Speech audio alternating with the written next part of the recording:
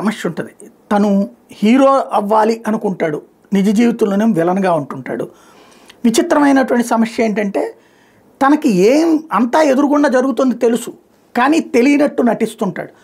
తాజాగా నరేంద్ర మోడీ మీదన విమర్శలు. నాకు తెలిసి ప్రచార మంత్రి ఇమేజ్ బిల్డింగ్ కోసం ఏదైనా చేస్తారు, ఈ విషయం మీద మీ ఉద్దేశం ఏంటి అంటూ ప్రశ్నించుకొచ్చారు. అంటే ప్రధానమంత్రి ప్రచార మంత్రి అన్నటువంటి, అంటే ఏం చేయాలి ఇప్పుడు ప్రధానమంత్రి?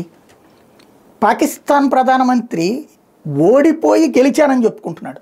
భారత ప్రధానమంత్రి ఆ క్రెడిట్ సైన్యానికి ఇచ్చారు. అస్సలు తన నోరు మెదపలా, పూర్తిగా సైన్యమే నోరు మెదిపింది. అంతా అయిపోయాక విజయం సాధించాక అభినందించేందుకు రోడ్డు మీదకి వచ్చారు. ఇలా కాకుండా ఇది ప్రచార పిచ్చ అంటారా? ప్రచార పిచ్చ లేకపోవడం వల్ల నష్టపోతున్నాడు మోడీ. ఇలాంటి మూర్ఖులందరూ మాట్లాడడానికి ఉపయోగపడుతోంది. అట్లాగే కళ్ళ ఎదురుగుండా పాకిస్తాన్ని విధ్వంసం సృష్టించి వణుకు పుట్టిస్తే కూడా అది కాదు అని చెప్పి పాకిస్తాన్ని నమ్మే మూర్ఖుల జాబితాలో ప్రకాష్ రాజ్ ఉంటాడంటే ఇక ఆయన ఇష్టం.